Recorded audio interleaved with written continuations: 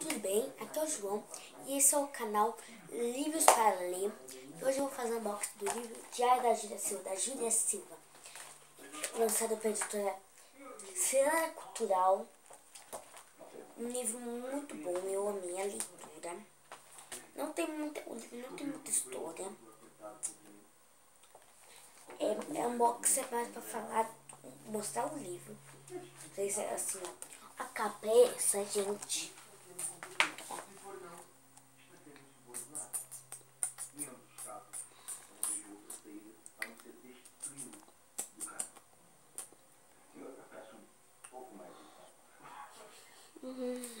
Sobrecapa, gente.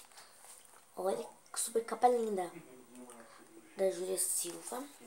Eu vou mostrar, ó. Aqui na já logo tem esse óculos para tirar.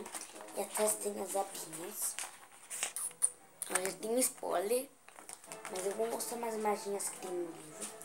Aqui quando abre, ó. Diário da Júlia Silva. Muito bom. Ó. Vou parar aqui uma página coqueira. Ó. Tem mais.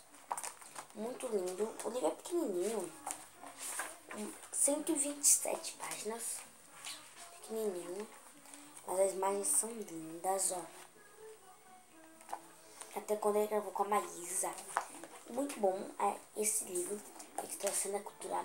Tá de parabéns, arrasando com as minhas edições que ela posta. Lindo esse diário.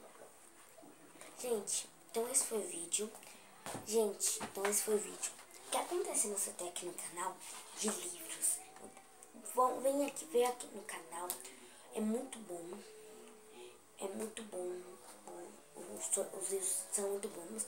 Coloque lá pra se inscrever, tá? Então, deixa o like, se inscreve no canal, compartilha com os amigos. Foi esse vídeo pra todo mundo. Fui.